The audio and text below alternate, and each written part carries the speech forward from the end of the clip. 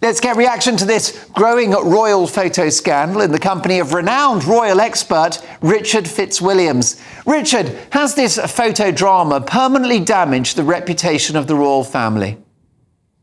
I don't think that it has permanently damaged it. I think it has been quite a shock. I mean, you were saying that when it was released, it looked very happy, and of course people noticed those rings.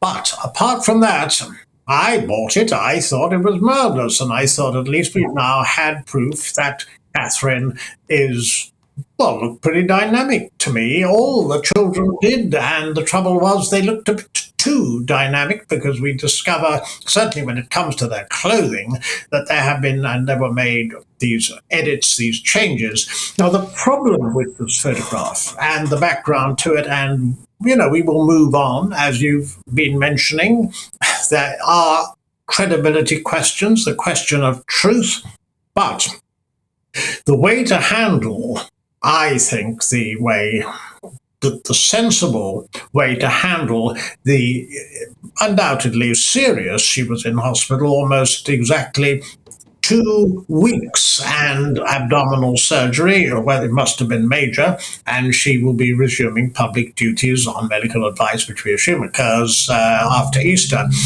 For 2.5 months, we didn't hear or see anything officially. Now, that was too long, and that was what fed this rumour mill, and that's why the problem with this photograph is not only what it was saying, but when it was published, the Mothering Sunday idea was to draw a line under all the speculation that you've been mentioning, and the fact that also people are downright irresponsible and conspiratorial online. But this would be an end of it, and they'd move on. But of course, the reverse has happened. It hasn't. The apology is unprecedented, and now we had one of the agencies comparing Buckingham Palace to North Korea today, which isn't very.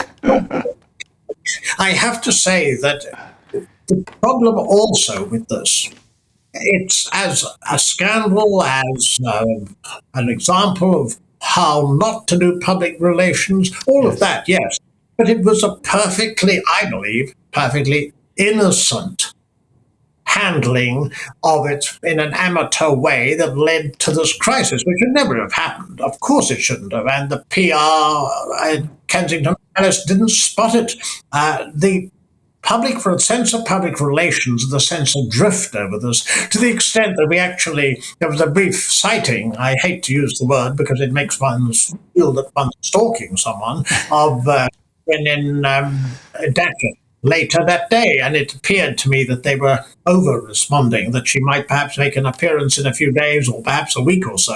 The point is, it's become a worldwide piece of news that should never have been a matter for even raising an eyebrow, but that would have meant keeping us more closely informed whilst not infringing her right to privacy. We didn't have known the details of her illness. What we needed to know, however, was that she was getting better. As for some of the cranks online and some of the speculation, nothing would stop that. You can't make policy to suit crazies, but what you can do is not what was done.